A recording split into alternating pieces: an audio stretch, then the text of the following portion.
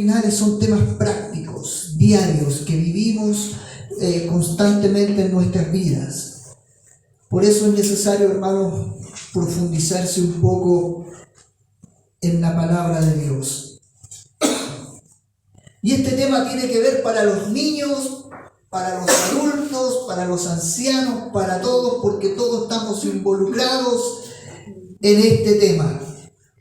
Santiago capítulo 1, versículos 15 y 16. ¿Lo tenemos? Lo leemos entonces en el nombre del Padre, del Hijo y del Espíritu Santo. Amén. Entonces, la concupiscencia, después que ha concebido o cedido, da a luz al pecado. El pecado siendo consumado, da a luz la muerte. Amados hermanos míos, no erréis. Hoy quiero hablar sobre el deseo, el pecado y la muerte. Esos son los tres temas que vamos a tratar hoy día. Por eso les decía, esto es importante poder entenderlo, comprenderlo, porque no solamente el apóstol Santiago, sino que toda la Escritura nos advierte a nosotros que tenemos que tener cuidado. Cuidado, hermanos míos, en cómo actuamos, cuidado en cómo nos presentamos, cuidado en cómo servimos, cuidado en cómo estamos todos los días presentes. ¿Por qué? Porque el pecado, hermanos míos, es un proceso, no se hace de la noche a la mañana. Usted no peca hoy día porque usted va a decir voy a mentir hoy día. No, viene un proceso desde antes. Por lo tanto, la Escritura a nosotros nos advierte cómo debemos comportarnos. Y si usted analiza, por ejemplo, el versículo 15, dice entonces la concupiscencia después que ha concebido, da a entender el apóstol Santiago que esto es como el embarazo.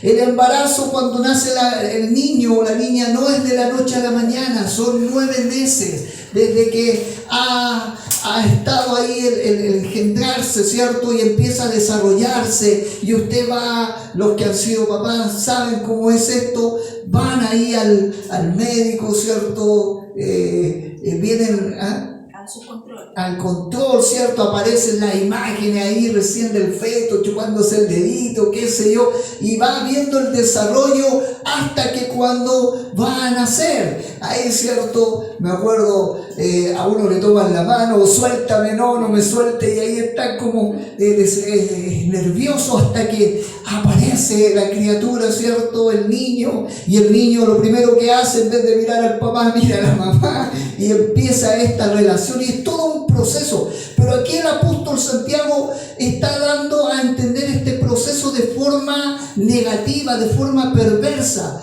porque el pecado también es un proceso que tiene un comienzo y se va desarrollando hasta que llega al fin, al acto que trae consecuencias obviamente negativas, impuras para nuestra vida. Comienza el versículo 15 diciendo, entonces la concupiscencia es el deseo, es lo que nosotros anhelamos humanamente y deseamos a través de nuestra vida o de nuestro cuerpo. Como dije, el pecado es un proceso y no es un accidente, hermanos míos. Cuando aparece la palabra después o entonces, nos muestra que este versículo es parte de una declaración más completa, y eso aparece en los versículos del 13 en adelante. Que nadie diga cuando es tentado, soy tentado por Dios, porque Dios no puede ser tentado por el mal y Él mismo no tienta a nadie, sino que cada uno es tentado cuando es llevado y seducido por su propia pasión. Y después ahí aparece, y después que esta pasión da a luz o ha concedido, da luz al pecado. Y cuando el pecado es consumado, engendra lo que es la muerte. Hermanos míos, como digo, el proceso del pecado tiene un principio. Y cada uno de nosotros sabe cuándo comienza ese principio. Nosotros no pecamos hoy día por pecar. Todo todo tiene un acto desde antes. Por eso la Escritura a nosotros nos advierte, hermanos míos, que hay que tener cuidado. Cristo siempre estuvo velando y orando para no caer en el pecado, la tentación, y es la misma advertencia para nosotros, buscando el rostro de Dios, buscando la presencia, adorando al Señor, orando en todo tiempo, tomando la Escritura y llevándola a nuestra mente y a nuestro corazón, para que cuando llegue el momento de tomar la decisión de ceder o no ceder al pecado, nosotros podamos elegir y elegir correctamente. Santiago, lo vimos la semana pasada, ¿a quién le echa la culpa del pecado? Al hombre. Cada uno es culpable de su propia caída. No es culpable ni Satanás ni el mundo, sino que nuestro propio yo, nuestra propia naturaleza. Santiago ha expuesto la causa de la caída llamándole pasión o concupiscencia. Esto es el propio yo, nuestras propias pasiones, nuestros propios deseos. Recordemos lo que les dije la semana pasada. Cuando los peces, usted le tira una carnada, el pez, ¿qué es lo que hace? Se olvida de todo lo que está a su alrededor y lo único que va en busca de ese alimento, de ese anzuelo, de eso que le han tirado rico y deseoso para él. Pero no se da cuenta que en medio de la carnada va el anzuelo y el peligro que lo toma y lo arrastra. Nosotros actuamos de la misma manera, hermanos míos. Vemos eso que es delicioso, que nos gusta, que puede satisfacer nuestra carne, nuestro deseo, y corrimos y nos olvidamos de todo lo que está a nuestro alrededor. Pero cuando mordemos el anzuelo, ahí nos damos cuenta que venía el peligro y que ese peligro nos va a llevar a sufrir, a llorar, a tener amargura en nuestro corazón. Por eso, hermanos míos, hay que buscar el rostro del Señor todos los días. Por eso todos los días tenemos que humillarnos ante las plantas del Señor, reconociendo que es el único que nos puede librar del lazo del cazador. Hay uno que anda buscando, anda a nuestro alrededor, buscando nuestra caída. Y siempre, hermano mío, va a producir algo para tentarlo. Y la tentación no es un pecado. Para que usted lo pueda entender, no es un pecado la tentación. Es cuando yo caigo a la tentación, es que lo vuelvo un pecado. Dice la Escritura que Cristo fue tentado en todo, mas no pecó. Él se mantuvo firme. Nosotros no podemos evitar las tentaciones en nuestra vida. Pero si somos negligentes, vamos a ceder.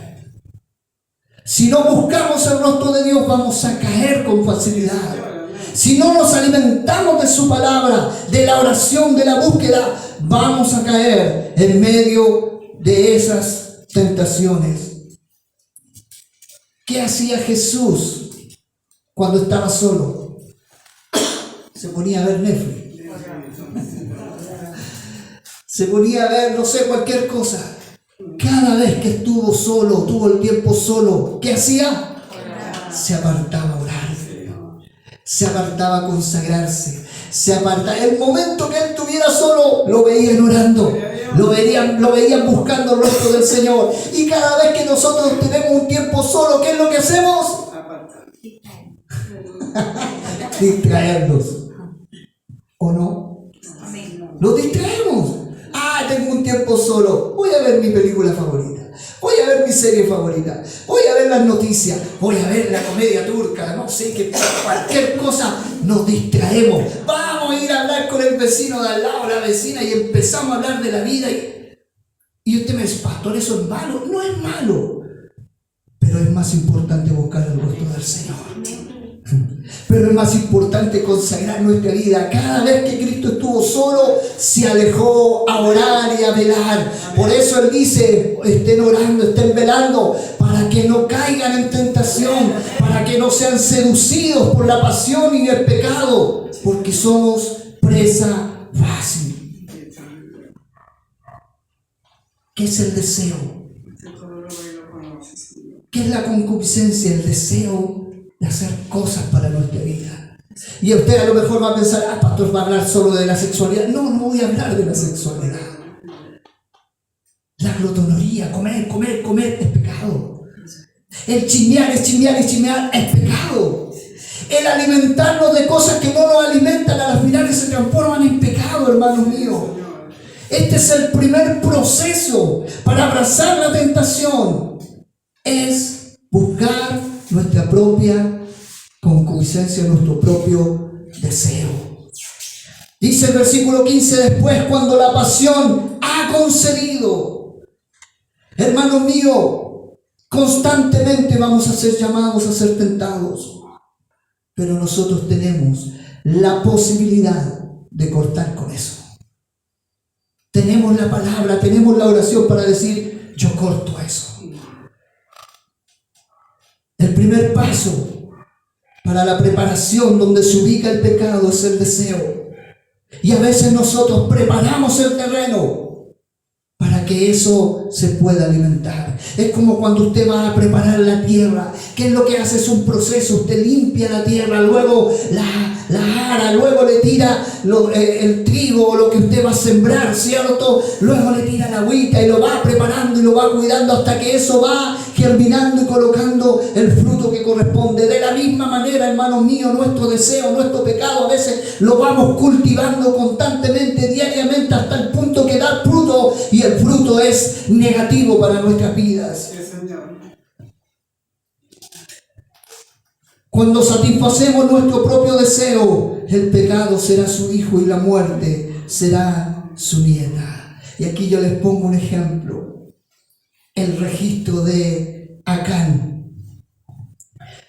Después ustedes lo leen en su casa. Josué capítulo 7, versículo 20-21. Dice la escritura de la siguiente manera. Se los voy a leer. Dios está preparando a su pueblo para una batalla. Y Él les dice, vayan y yo voy a estar con ustedes y ustedes van a salir victoriosos de esa batalla. ¡Aleluya! Pero resulta que no ganaron la batalla. Algo sucedió. ¿Fue culpa de Dios? No. Mire lo que dice. Acán respondió a Josué diciendo, verdaderamente yo he pecado contra Jehová, el Dios de Israel, y así he hecho.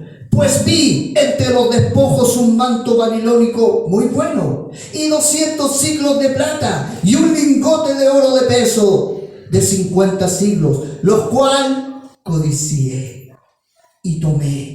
Y aquí que está escondido bajo tierra, en medio de mi tienda y el dinero debajo de ella. Dios le había prometido la victoria, pero uno solo produjo la derrota. Y lo interesante de esto, hermanos míos, es que aquí se ve el proceso del pecado. Primeramente, acá dice, yo he pecado contra Jehová y he pecado contra ustedes porque por culpa mía vino la derrota. Pero el proceso es que Él dice, vi algo. Y no solamente dice vi, sino que aparte dice, lo codicié. Y termina diciendo, lo tomé. Se da cuenta el proceso, lo vio, lo codició y lo tomó. Y eso produjo que Israel fuera derrotado. Y eso mismo, hermanos, se traduce en nuestra vida. A veces vemos el pecado, vemos la suciedad, vemos lo que nos puede contaminar, lo codiciamos para nosotros, lo deseo, lo anhelo, y a las finales lo tomo. Y después vienen las consecuencias negativas para nuestra vida. Y usted va a decir, pero eso le ocurrió a él. Eso no ocurre a todos nosotros. A todos nosotros. Esto es una lucha diaria, hermanos. Es una lucha interna, es una lucha constante que tenemos que tener y vamos a tener. Usted puede arreglar una cañería. ¿Cuántas veces lo hemos hecho a lo mejor? ¿O lo hace?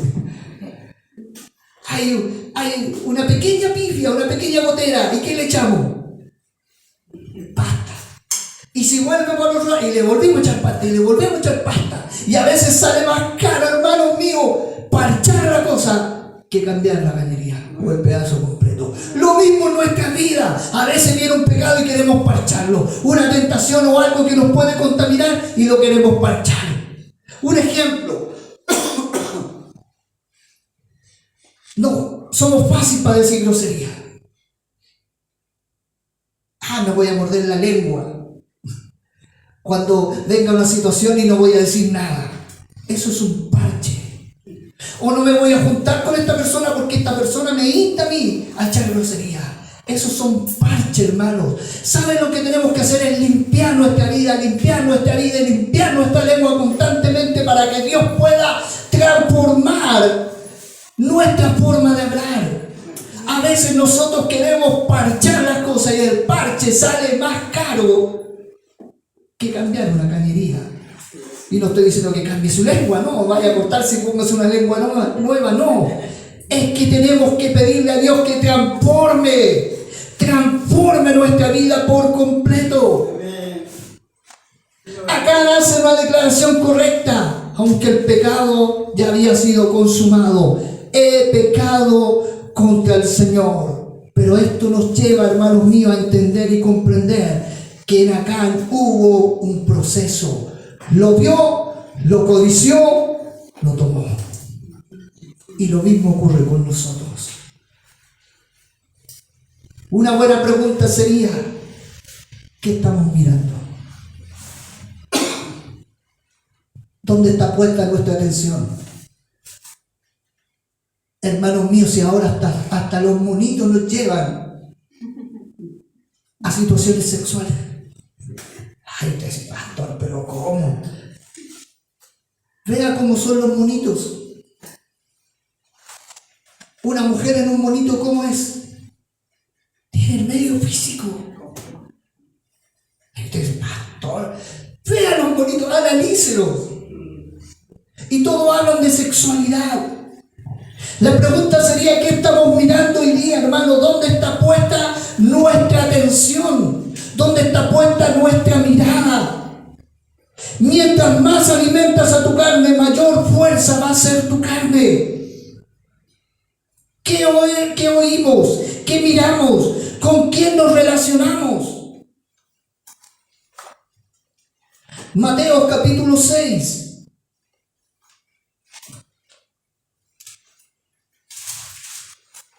Versículos 22 y 23 dice, la lámpara del cuerpo es el ojo, así que si tu ojo es bueno, todo tu cuerpo estará lleno de luz, pero si tu ojo es maligno, todo tu cuerpo estará en tiniebla, así que si la luz que hay en ti es tinieblas, ¿cuánto no serán las mismas tinieblas? ¿Qué estás mirando? ¿Qué estás deseando? ¿Dónde está puesta tu mirada, tus ojos? Si usted, hermanos míos,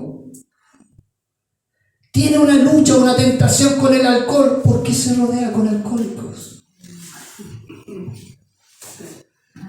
Y usted dice, eso es lógico, sí, pero a nosotros nos parece ilógico. Si yo soy bueno para el trago, fui bueno para el trago, y si yo me reúno con gente que es buena para tomar con el trago, me va a llevar a caer en eso. ¿Pero por qué me reúno con ellos? Es que son tan simpáticos. Es que son tan agradables. Lo mismo si yo caigo muy fácilmente con la grosería, ¿por qué me reúno con gente que echa groserías? Es que son mis amigos. No son tus amigos. ¿Por qué si yo tengo problemas con a lo mejor la pornografía o las cosas sexuales, me reúno con gente que lo único que hace es hablar de sexo? Es que ¿con quién me voy a reunir? Pues pastor, quédese solo entonces y ore, busque del Señor o piense en las cosas de Dios. Buscamos nosotros mismos, hermanos, caer o ceder en la tentación. No debemos alimentar nuestra carne. La Escritura dice que en todo lo correcto, en todo lo bueno, en todo lo perfecto, en eso pensar. Y eso está hablando de Cristo. Pero a nosotros nos gusta meternos con lo humano, con lo carnal, con lo que a los finales nos puede llevar a caer. Una pregunta, ¿usted deja ingresar a cualquier persona a su casa? No. Algunos como que sí. Usted no deja ingresar a cualquier persona a su casa. Si es un alcohol, un violador, alguien, usted no lo va a dejar entrar a su casa. Usted va a poner reglas. Y si no pone reglas, piénselo bien. Porque usted no puede dejar entrar a cualquier persona a su casa. Menos en estos tiempos. Que hay que desconfiar hasta del perro y del gato. Que son peligrosos. Deje una galleta ahí y el perro, por muy bueno que sea, se la come igual. Amén. Y yo doy fe de eso. Amén. Que usted le hace cariño y usted a veces le dice al perrito, ¿quiere? Y el perro como que no quiere. Pero deje la galleta ahí, dé vuelta. Ahí el otro se la come. Uno tiene que desconfiar de todos. No puede llegar a dejar entrar a cualquiera a su casa. ¿Y por qué nosotros en nuestra casa espiritual dejamos que entre cualquier cosa? Sí, Señor. Si ponemos límite en nuestra casa física, ¿por qué no ponemos límite en nuestra casa espiritual? Y dejamos que entre cualquier suciedad. Es que el diablo me obligó, es que el mundo me obligó. No, soy yo el que dejo la puerta abierta, hermanos míos. Sí. Vamos a morder el anzuelo como lo hizo Acán. Lo vi, lo codicié y lo tomé. Ahí tiene el registro de David. Y alguien me va a decir, pastor, pero es que la Biblia no dice que él dejó de lado. Desde el momento que él comenzó a mirar otras cosas, sí dejó de lado las cosas de Dios. Porque en el momento que él mira a Betsabé, él tenía que haber estado en la guerra y él no fue, se quedó ahí. Y dice que ve a una mujer desnuda bañándose. Podía haber dado vuelta su mirada. La volvió a mirar. Podía haber arrancado. La volvió a mirar. Hasta que a las finales cede. Los ojos de David dejaron de ver el avance del reino de Dios. Dejaron de mirar a los enemigos de Dios como enemigos de él mismo. Y comenzó a mirar para su propio deleite. Y usted me dice, mirar a una mujer no es pecado. Cuidado, que la Escritura sí nos advierte. Y no solamente eso, él la vio, la codició y la tomó. Y ese pecado lo lleva a cometer otro pecado y otro pecado y otro pecado. Porque no solamente la tomó y la codició, sino que él sabía que esa mujer era prohibida porque estaba casada. Cometió el otro pecado de adulterar. Y no solamente el pecado de adulterar, sino que el pecado de homicidio, porque más encima manda a matar al esposo de esta mujer. 3 pecados. Y hay uno cuarto que es peor, que no se arrepiente. Y usted me dice, pastor, si se arrepintió. No se arrepiente. ¿Sabe cuándo se arrepiente? Cuando aparece Natán, el profeta, y le dice las cosas. Ahí donde vio que su pecado fue descubierto, se arrepiente. Hoy, hermanos, necesitamos tantos Natán hoy en día. Amén. ¿Usted necesita un Natán? Amén. Usted va a decir, no, pastor, porque si no me va a decirme todos mis pecados. Los necesitamos. Necesitamos que Dios hable por su palabra para que descubra nuestro pecado y nuestra maldad, para que nos podamos arrepentir. Porque si no, vamos a seguir ocultando nuestro pecado. Porque estoy seguro que los que estamos aquí tenemos pecados ocultos. Amén. Y usted me diga, pastor, pero ¿cómo? Tenemos pecados ocultos. Pecados que no hemos confesado delante de Dios. Y necesitamos Natán.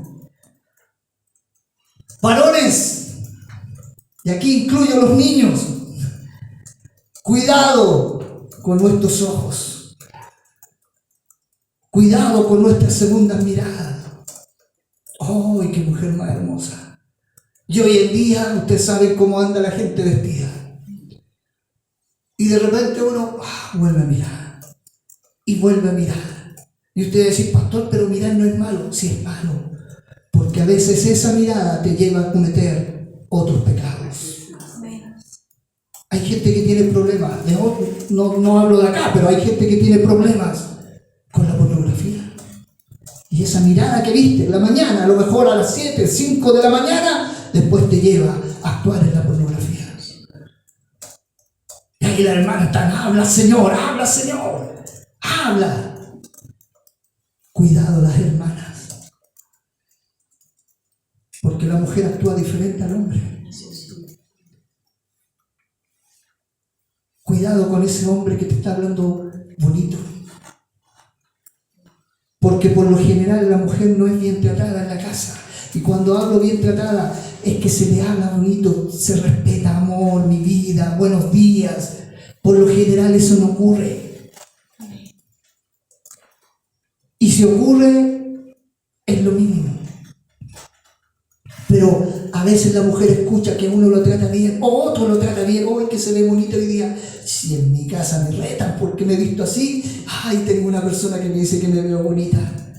¡Cuidado! ¡Ay, que está bonita hoy día! Que se ve bonito con ese color rosado. Si el marido quería botarle esa color rosado, esa blusa o esa polera color rosada, y hay una persona que la trata bien, cuidado con eso, porque así comienza el pecado. Así comienza el pecado, hermanos míos. Recuerde que cada uno es tentado de acuerdo a su propia pasión o su propio deseo. No hay excusa, somos responsables nosotros de velar y de cuidar nuestra integridad. Viene el deseo, viene la tentación y de ahí viene el pecado. ¿Y qué significa pecado? Usted me va a decir, pecado es robar. Pecado es mentir. Pecado es echar una grosería. Y ahí les voy a decir qué significa pecado.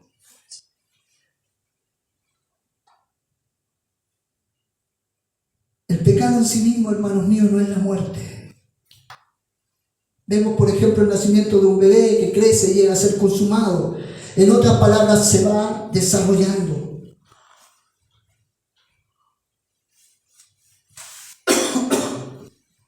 El pecado en nuestra vida tiene que ser confrontado. Nosotros mismos tenemos que confrontar nuestras propias debilidades. ¿Y cómo las confrontamos? Reconociendo delante de Dios, confesando delante de Dios nuestro pecado. David no confesó su pecado rápidamente, sino que prefirió ocultarlo, y ese pecado lo llevó a otro, y la consecuencia fue nefasta en la vida de David. El hijo que iba a tener con Betsabé murió. Su hija fue violada. Su propio hijo quiso usurpar su trono y lo tuvieron que matar. Eso, hermanos, trajo consecuencia. La espada jamás se apartó de la casa de David. Tuvo que sufrir muerte tras muerte por un solo pecado. Y eso fue por no confrontarlo, por no declararlo delante del Señor. David pudo a lo mejor haber ido delante del esposo, el heteo Urías, el esposo de Betsabé, y haberle confesado el pecado. No, se lo cayó, se lo guardó, y eso lo llevó a cometer otro pecado, hermanos míos. Y alguien me podría haber dicho, pero si Urías no lo iba a perdonar. Hermanos, Urías no era judío, era heteo, era de un pueblo pagano, pero era más fiel que David a las cosas de Dios. La Escritura dice que ese hombre que no era judío velaba por el arca del pacto, la cuidó con su vida. Y el arca del pacto presentaba o representaba la presencia de Dios. Uno no judío cuidaba las cosas de Dios, y el otro que era judío, hijo de Dios, se portaba mal. Si David hubiera ido y hubiera confesado el pecado, estoy seguro que Urías lo hubiera perdonado. porque más encima Urías, el Eteo, había dado su vida por David, porque sabía que era descendiente del Dios Altísimo. Era un rey que Dios había puesto y simbolizaba a Jesucristo, el Rey de Reyes. Pero David quiso matarlo y lo mató, conspiró contra él. Ay, Señor, insisto, necesitamos un Natán hoy en día, que nos hablen y nos digan qué pecado estamos cometiendo constantemente. El pecado, hermano mío, es parte de un proceso. Y déjeme decirle estas palabras: justificarse diciendo, no sé cómo pasó, no sé cómo caí. Eso es una ofensa delante de Dios. Hay otros que dicen, no sé qué me pasó, no sé qué me pasó, pero pequé. Eso es justificarse delante de Dios.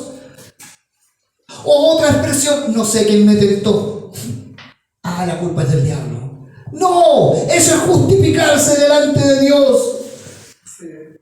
O otra famosa expresión que por ahí he escuchado, yo sé que tengo la culpa, pero yo sé que soy culpable, pero ese pero es justificándose. Jamás pensé que llegaría a esto. No pensé que iba a tener este final. Eso es justificarse delante de Dios. Cuando caímos o cuando pecamos, somos nosotros los culpables, quienes hemos alojado, hermano, la tentación en nuestra vida. Y así alimentamos nuestra propia pasión y caemos. ¿Qué es pecado? Pecado no es matar, ni robar, ni mentir. Pecado es no hacer lo que Dios manda. Escúchelo bien, es no hacer lo que Dios manda. Y si Dios manda que debemos santificarnos y no nos santificamos, estamos en pecado. Pastor, así dice la Escritura. Si Dios dice que tenemos que orar y velar y no lo hacemos, estamos cayendo en pecado. Pecado es no hacer lo que Dios manda y hacer lo que Dios prohíbe. Si usted hace lo que Dios prohíbe, usted está cayendo en pecado. Y disculpe que se lo diga, pero así es. Amén, Señor. Gloria a Dios. Te conoce los corazones. Si usted no ama al prójimo, ¿es pecado? Ay, qué amor. Si la Escritura dice, amarás a tu prójimo como a ti mismo, si no lo amo, es pecado. Pastor, es pecado. Pecado es no hacer lo que Dios nos manda hacer y hacer lo que Dios nos prohíbe. Y si Dios me manda amar a mi prójimo como a mí mismo y no lo hago, estoy desobedeciendo, por lo tanto es pecado.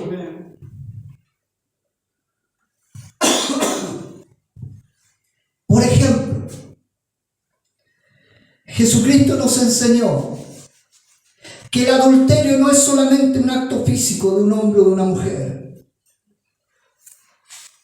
sino que ¿dónde comienza el adulterio? El corazón. No es lo que yo hice, es antes. Y déjeme decirle cuánto hemos adulterado nosotros en nuestro corazón. Y adulterar no es pensar solamente en el acto físico de un hombre o una mujer. Hemos hecho un montón de adulteración en nuestra vida. Cuando tú pasas a llevar la palabra, estás adulterando. Cuando haces tu propia voluntad y no la voluntad de Dios, estás adulterando. Cuando tú quieres vivir tu vida a tu manera, estás adulterando el mandato de Dios. Y eso se hace en el corazón.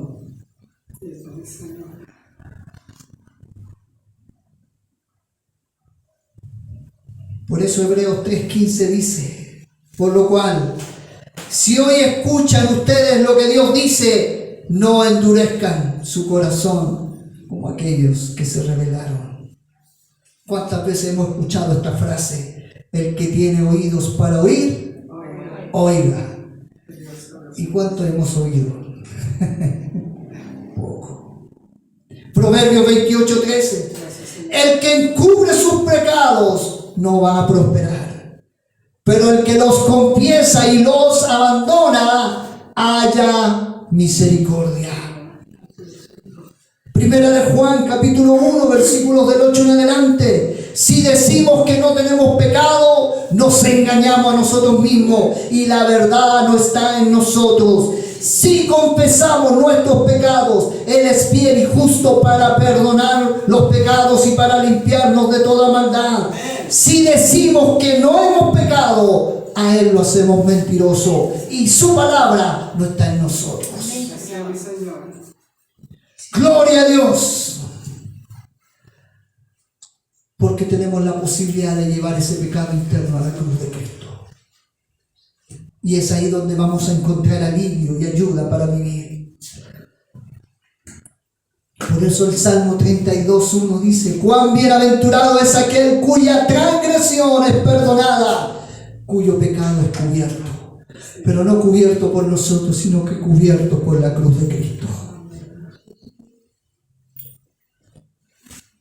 No se trata solo de confesar nuestro pecado, sino que también dejarlo. Dejar nuestro pecado. Y si eso te lleva a perder el trabajo, gloria a Dios. Y si eso te lleva a perder amigos, gloria a Dios. Y si eso te lleva a perder un montón de cosas, gloria a Dios. ¿Sabe por qué? Porque tú estás prefiriendo el santificarte para Cristo antes que alimentar tu propio pecado.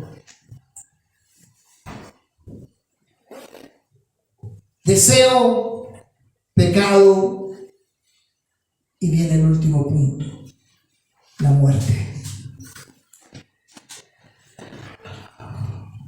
Proverbios 5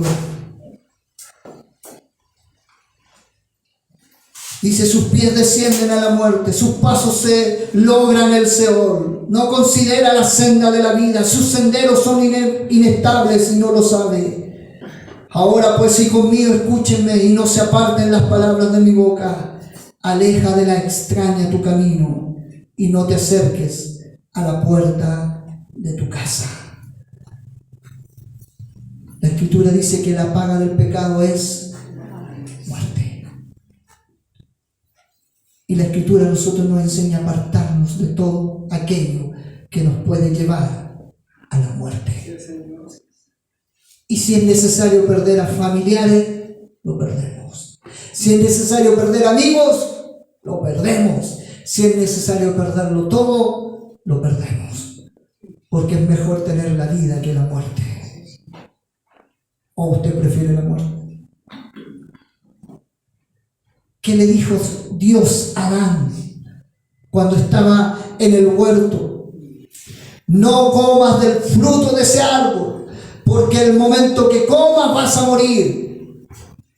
Y si Dios nos dijera a nosotros lo mismo: no coman del fruto de ese árbol, porque si comen, ciertamente vamos a morir. ¿Qué vamos a hacer? Les aseguro, hermanos, que todos vamos a comer del árbol, porque somos porfiados, somos rebeldes, nos gusta ir bajo nuestra propia causa en vez de obedecerle a Dios.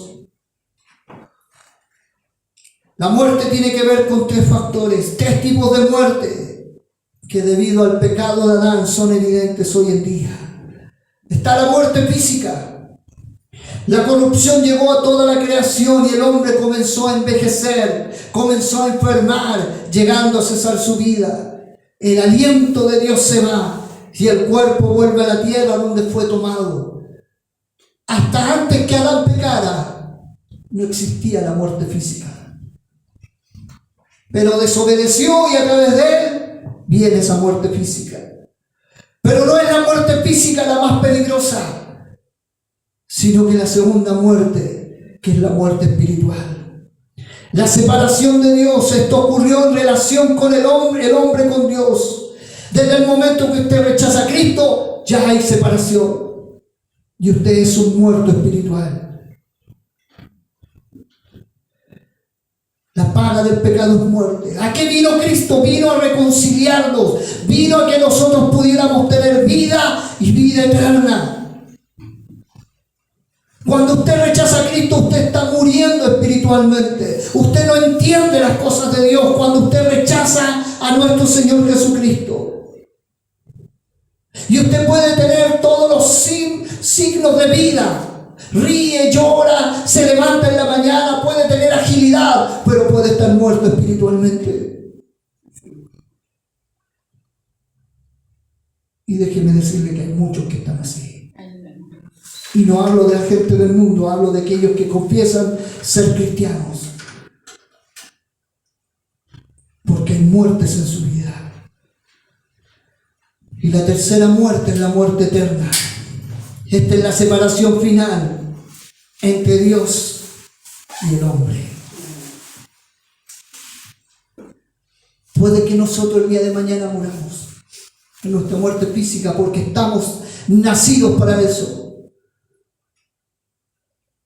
Pero puede que haya vida en su corazón y que no tenga la muerte espiritual. Y lo glorioso de eso es que si usted está con Cristo, usted no tiene muerte eterna, sino que tiene vida eterna. Pero cada vez que rechazamos a Cristo, hermano, estamos cediendo a la muerte. Estamos volviendo a la muerte. Y la muerte en los hijos de Dios no tiene poder ni tiene parte. Si seguimos pecando de la manera que lo hacemos, vamos a morir espiritualmente.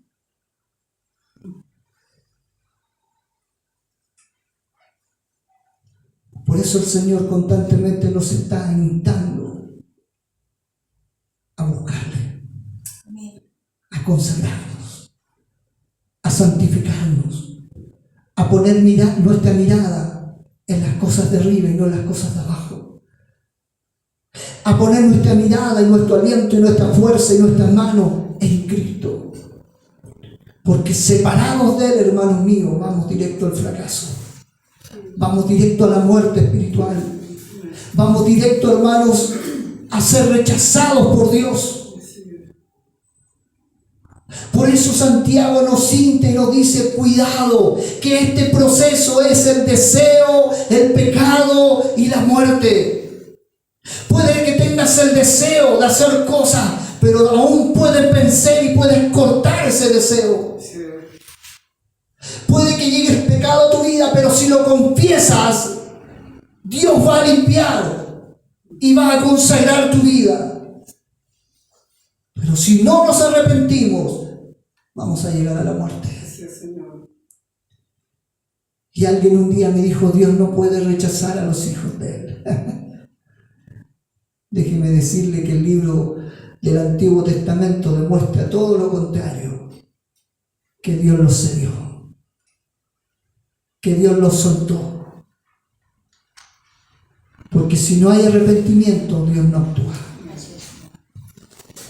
Porque si no hay que yo me vuelva a Dios, Dios no actúa. 70 años estuvo exiliado el pueblo de Israel en el mundo babilónico y en el pueblo pagano. Volvieron a hacer lo malo. Dios los dejó. Así que si usted cree que Dios no lo puede soltar, claro que lo puede soltar. Es que usted no ha leído Romanos. Dios los entregó a la concupiscencia de sus deseos. ¿Quieren hacer lo que quieran? Háganlo. Pero cuando vengan a mí, yo no los voy a escuchar. Yo no los voy a tomar en cuenta. Claro que Dios nos puede soltar. Si nosotros nos acostumbramos a seguir el mismo pecado, en la misma sociedad, en la misma situación, claro que Dios nos puede soltar.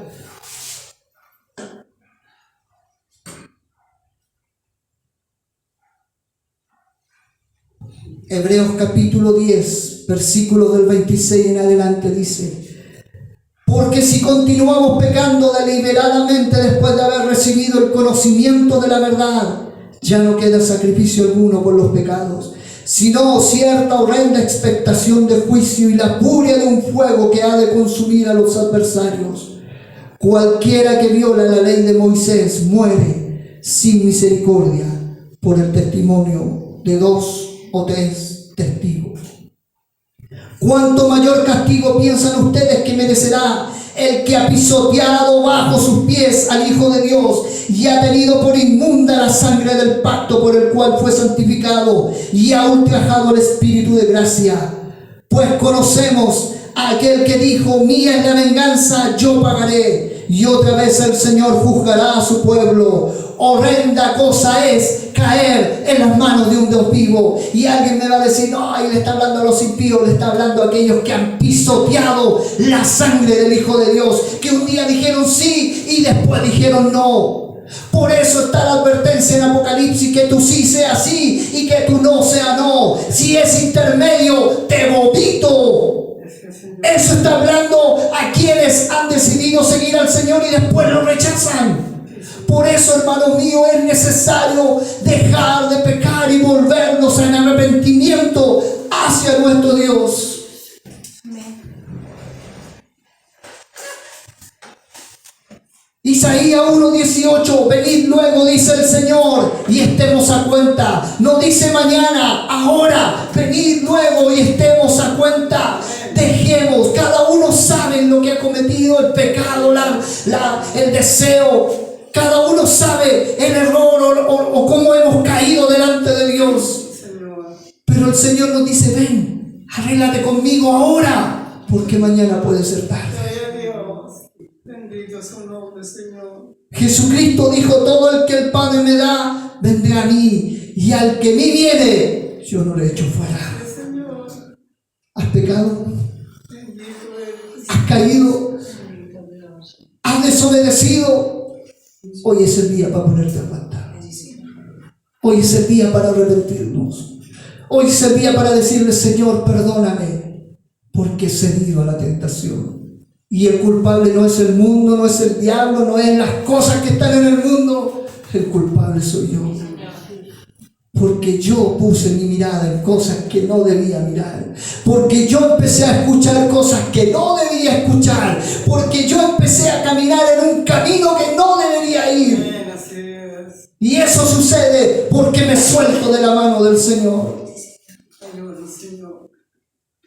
El que esté firme es mi responsabilidad, es su responsabilidad. No es de Dios. El que esté firme, mire que no caiga.